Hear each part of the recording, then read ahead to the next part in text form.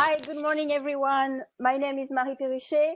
I'm located in San Francisco in California, and we are very happy today to host Céline Faty, who's currently located in Denmark in Copenhagen. Thank you. Hi, Céline, how are you doing?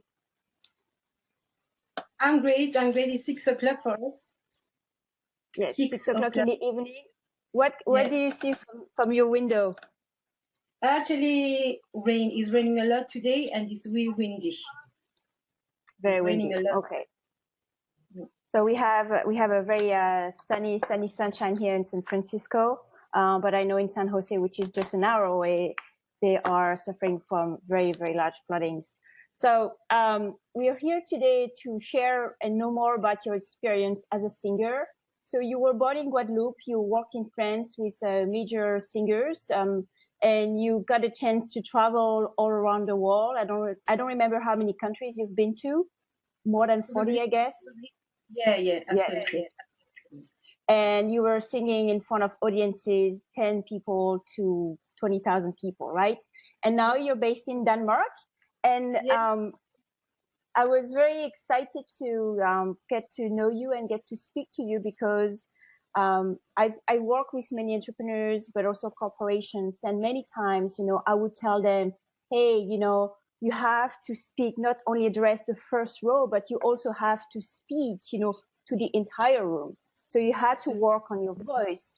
And also, studies, they show that if you broadcast or if you play a video, it will be more successful if the sound is right. And it doesn't matter if the image is not that clear, but if the image is super clear and the sound is bad, people are not going to stick and stay and watch your video.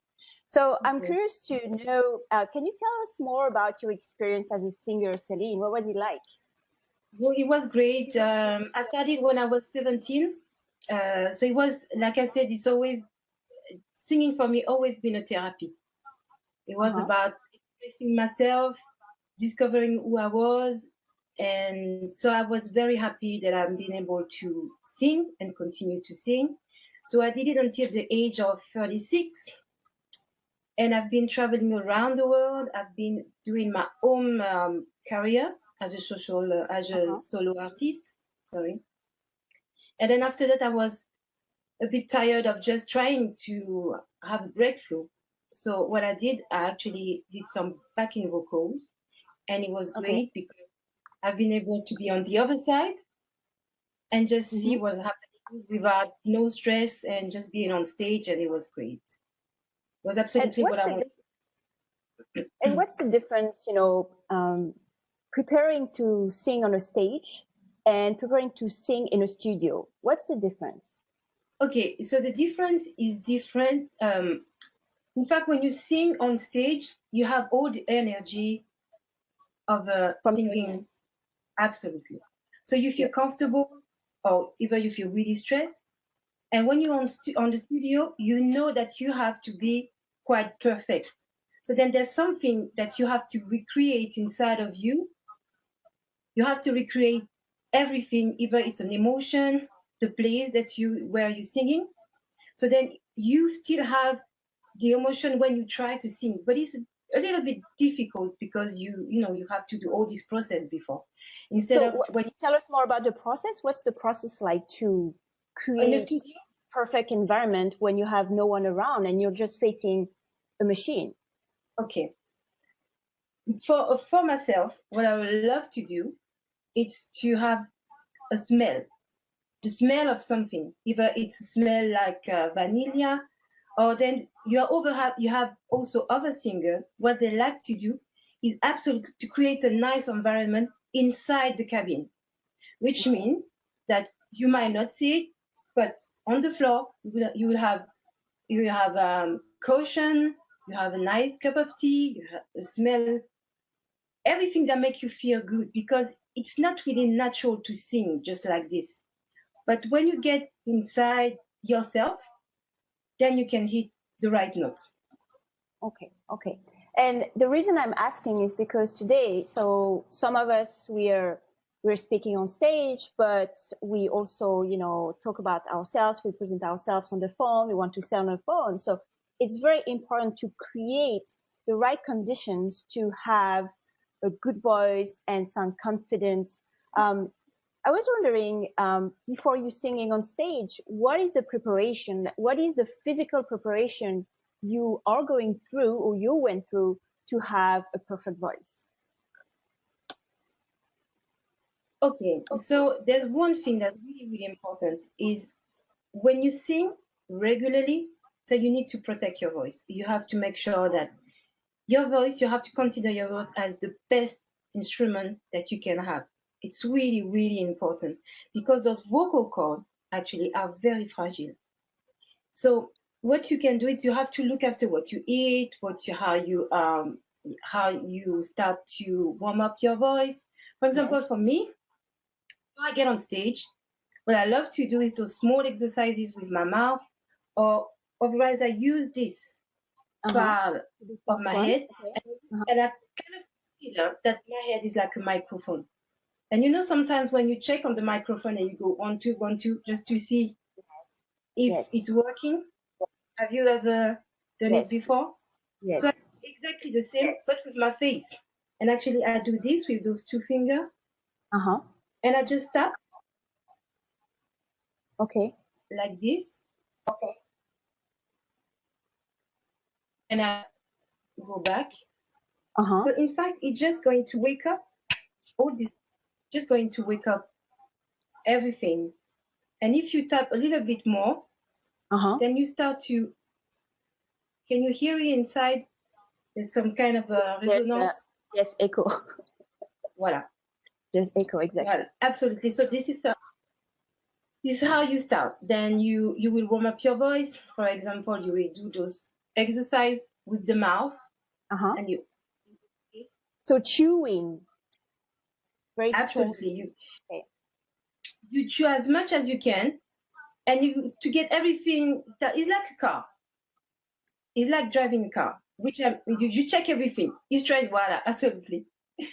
You're trying to check everything, and then you go again. Otherwise, I watch what I eat a lot. So what? Because there's a specific diet then for singers. Is that what you're saying? I mean, a singer can eat whatever they want to, even a speaker. It just before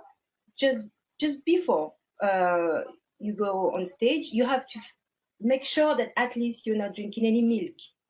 Unfortunately, with the milk is one of our worst enemies because the milk will produce a lot of mucus. You and I have, like everybody else, we have in our airway mucus.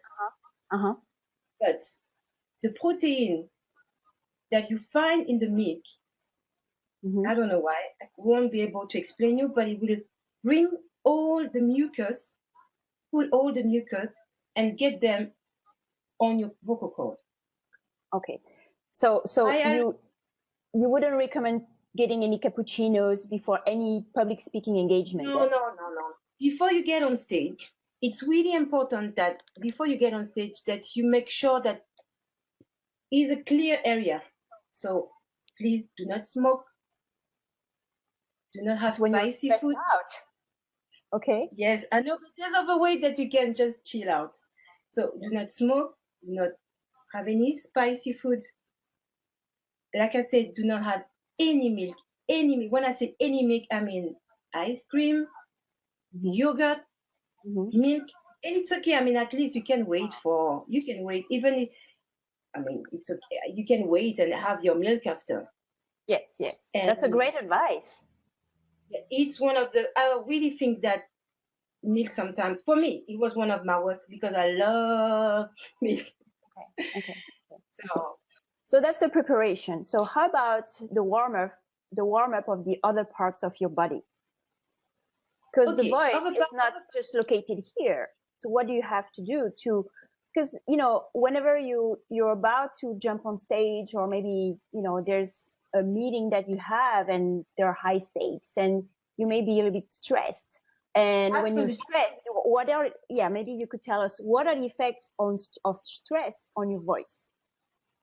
Okay. So there's one exercise I love to do. I really love to do this exercise is consider yourself as a doll. doll like very doll that you get the little babies is playing with them. So then you just go like this, and then you try to relax as much as you can. From the Of course, shoulder. if you're a little absolutely, if you're a little bit shy, you can just prepare and go in the bathroom by yourself. And you go like this, and you check, and you try and pretend that there's no life inside you. Just like inside of you, you feel like, okay, I'm going to release the stress. And then you go like this, It's like physically and mentally, it will give you like a nice warm up. It's just because, like you could be nervous, but you have to make sure to tell yourself that you are going to be fantastic. Because at the end of the day, you're the only one who's going to tell you something positive. So you have to say, I'm going to be fantastic. So then you go like this. Okay.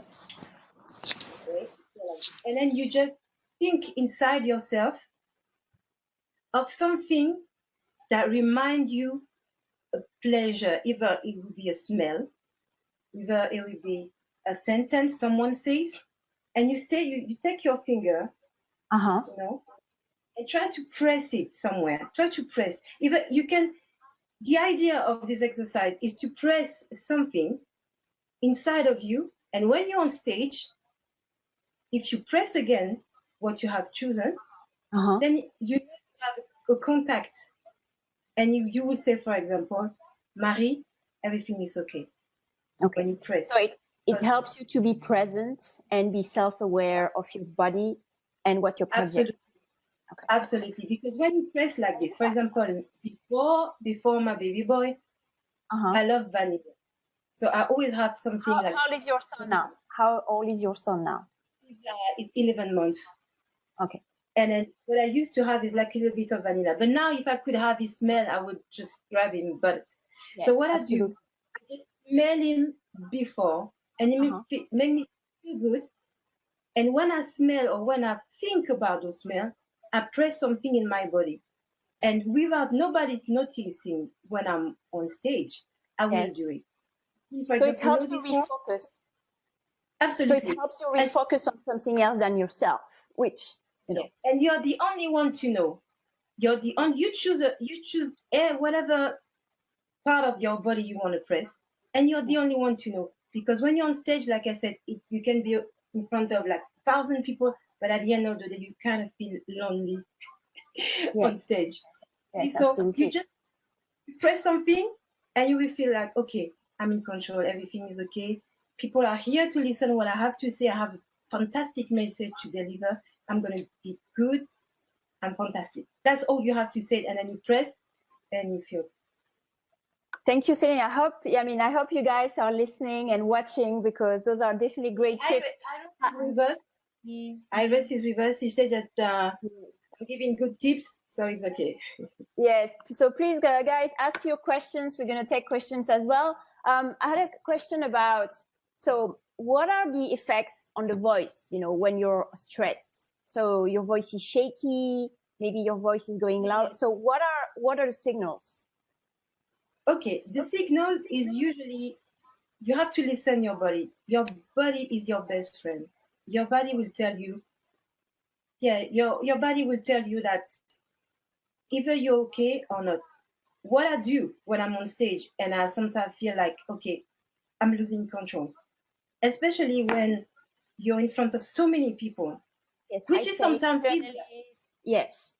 Why? Sometimes it's easy. Because when you have like 1,000, you're so far, people don't really see you. But if you have a room, there's only 10 people, everybody's focusing on you, and you're like, whoa. So the best thing, what I usually do, I listen to my body, which means I might be a little bit like hot. So then I will say again, it's all about how you control your mind. Everything is okay, Céline. You're prepared, you have practiced before, which is really, really important. Really important. Yes, I will explain you something that I really like. It's a word that I love to say. I put myself in autopilot, which means let me give you a story. I was on stage, was doing just backing vocals. Which singer? It's a French singer. Her name is Vita, and at that time it was 2007, and she was so famous. We were like touring like crazy, so that I couldn't even remember where I was touring. I couldn't even remember the name. But anyway, because you hear so much, I was like, okay, whew. I was so tired that day that I put myself on autopilot, which means that I have to sing. I can sing and see everything. When I sing and I'm on autopilot, I can see everything. And So guess what what? did you see? What did you see? Let me tell you this. Phones or Absolutely, and it's really disturbing because you're like, whoa. No, I'm gonna tell you. I'm gonna give you this story. I was on stage. What I could see is this guy with a huge knife, a huge one.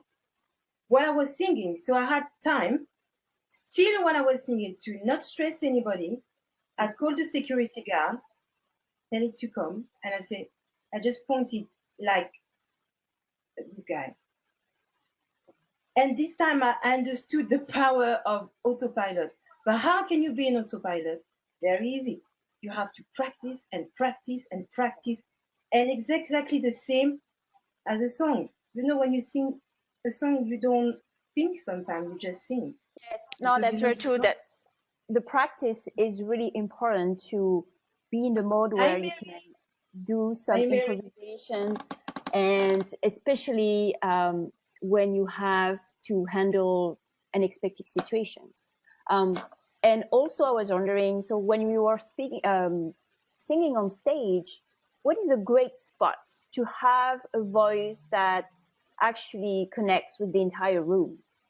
Or if in a meeting room, what's a great position one can have, to have more resonance and impact? That's a very good question. Everything will depend on how the play is going to be, which means sometimes the stage are really long. Left to right, it's just a long stage. Yes. And sometimes you have some stage who will go up front, just a long stage. Sometimes you have a small one. So the best thing is to always try to be, if you're in the middle, you have to go left and right, but you have to be very smooth. Because obviously you cannot stay over there. You cannot stay over there just by yourself. In your corner, yes. Yeah, because sometimes you feel like, oh my God, I just want to hide, but you cannot. You have to make yourself feel comfortable. You go in the middle, a little bit on the right, a little bit on the left. Then you contact with the people, yes. And find someone in the audience that you like, because the best thing sometimes before you go on stage is to recognize and get connected with the place that you are going to talk. If you can, of course, sometimes what I mean by that is if you're able to go and see how is your stage, how would be your, I don't remember the name, but the chair, I think is called the pupitre. Yes. Trying to recognize the place even before, because you will have this, even inside yourself before you will be able to visualize and feel comfortable. And like you own the stage. This expression when, she owned the stage. Of course she owned the stage. She have checked the stage before. That's why she owned the stage. She was prepared. Yeah, absolutely. You have to be prepared. As much as you can, you have to be prepared. But at the same time, you can, like I said, you can just move. What I do, I give you a tips that I really like. I call it the square. The square is, in fact, when you kind of inside of yourself, you're like, Céline, you have been left and right, like ping, pong, ping, pong. So probably after 10 minutes, you get bored. So what's next? What's next is to do the square. That's one of my tips. So you kind of drawing a square while you're walking. So you like going towards the audience, then on the other side. Yes. So it gives you like a nice movement but Yes, not always smooth. yeah. And especially if you have a beautiful pair of heels, those heels gonna shine perfectly. You're like, Excellent. hey, Excellent. you see?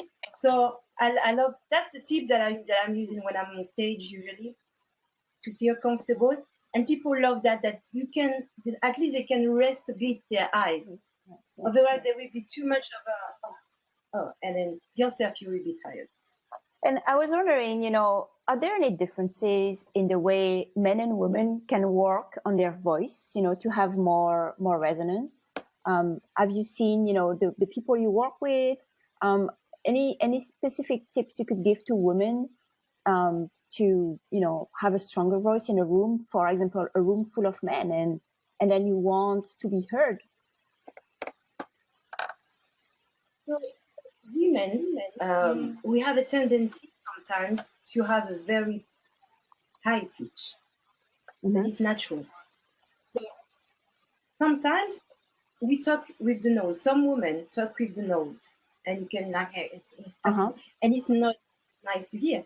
But you can re-educate your voice, Absolutely. which means that you can go from here to here. Okay, Okay. I'm gonna do something. Let's try to explain me how I can do that. Okay, ready? Are you ready? Yes. Okay. Oh my God. Can you see what I'm doing? Yes, yes. You know how I do that? How do you do that? How do you do Okay, that? do it again. No, I can't. I can't do it. It never Voilà, worked on me. voilà. How do you do it? So I don't know how to do that. what is the visualization here? How did you manage to do I that? don't know. That's the power of the mind and how you control your body. So what I want to say to this exercise is talking with the noise. Uh-huh. You can talk with your voice, but you Yes. have It inside sounds very yourself nasal. Yes. ask your voice to get through your mouth. Oh, good Obviously, job. you will have to practice. Yeah. You will have to practice. And also, it's the same with men. Sometimes some men talk really loud and wow. It's the Mm-hmm. same for that. You have to feel. It's really important that when you connect with the audience, when you connect with the people, depending on your message, you have to know how to smooth the voice, to pause, and then come back because people are gonna get tired. People Yes. are just gonna be like, her voice was so annoying. No, Yes, you can there are some there are some voices that can be very annoying, and it voilà. doesn't create a good impression when you're speaking. So just by trying But you to can, shift from here to here, that would help to make your voice, more likable in a way. yes. Yes, yes. And also And you have to, yeah. Sorry about that, I cut you off. no, I was wondering about, so here you have many people here in the US, they were born overseas and they have a very strong accent like mine, very French, thick accent. Do you have Yes. any specific advice for them to convey a message yet with an accent that's maybe not to, American English standards in a way? What would you advise them to do? At the end of the day, you have the voice that you have. Your voice is a Very gift. true. Yeah. Your voice is from your gene, and it will make you special. Whoever your voice, I'm sure you know John Rohn. It's a fantastic, inspirational speaker. I think he's amazing. And he has this very nice voice like this. It's something, but the way he delivers, it's Uh-huh. amazing. Just obsessed and like, I don't know, there's something about him which means he's special. So you have to love, you have Uh-huh. love his voice. And of course, if you have some point to correct, like instead of talking with your noise, you have to just correct what you think is not working. Yeah, So yeah. embrace your voice, it's your gift. You just go for it. I used to be very uncomfortable with my speaking voice. I used to Uh-huh. speak in English because I felt like we don't have this American accent. And then one day I talked with a guy and he was like, But I love it. It's so sexy. And I was like, woo! If it's sexy, that's for me. Go for it. Yes, yes, yes, yes. Yeah, go girl, if it's sexy. And then at the end, I was like, I'm going to keep my voice. That's my voice. The only thing I do, obviously, because I'm not English or American, what I do, I'm trying to speak as clear as I can to make sure that the people in Yes. front of me understand. Yes, it's very important So, to slow down and try to articulate as much as possible to give the opportunity to people to get used to your accent. yeah. So maybe we can turn to the audience. Do you guys have any questions? Now it's the time to speak and ask questions to our super guest today, singer and vocal coach, Céline Faty. If you have any questions, maybe there's something I was wondering. How do you ideally create the best connection when you're pitching yourself on the phone? It's very difficult, when you've never met, as much as possible. When I have meetings, I try to do like a Google Hangout, a video meeting, because there's so much information I can get from people just by seeing their face, the environment, how they move. But how do you do it when you have very little information and you have maybe only 10 minutes to be able to present yourself on the phone? How would you create that connection with your voice? The connection will be made with your smile. You have to smile. You have to make the other one feel comfortable. And the smile is something that you can hear and can feel. Yeah. So if you only have 10 minutes, try to be as much confident as you can, because you only have 10 minutes. And you have to be very smiley on the phone. It makes people feel comfortable. Yourself, you will feel comfortable, and you will have the time to deliver what you have to say. That would be my advice. Okay, great. Yes, Céline, thank you so much. I think it was great tips for anyone who wants, to speak, present an idea in a room, at a meeting, or speak on stage, your next TED Talk, or even being able to coach your clients and speak on the phone. I think that's very important for anyone in the world trying to convey their story, their ideas. Thank you so much, Céline. Could you please share what's the best way to get in touch with you? The best way is just to contact me through my LinkedIn profile, or you can also send me a message on my page, which is called Take Action Now. Okay. And otherwise, you can send me an email. Do we have time to just say hi to the people who are watching? Yes, absolutely. Yeah. Go for it. So I can see that I am John from the Les Brown Maximum Achievement Team. I'm very happy you guys here. I have Iris, Candy, what else is there? And I have Marie. So thank you guys for watching, for supporting this great talk with Marie Perrichet. And just, I don't know if I have time to just give you a little bit more tip. Do we have time? One last tip. One last tip. Okay. So the one last tip will be, if in case that you have no voice, it can happen. You scream too much and then you don't have a voice and you have to get on stage. Try to have as much as you can, like either honey, lemon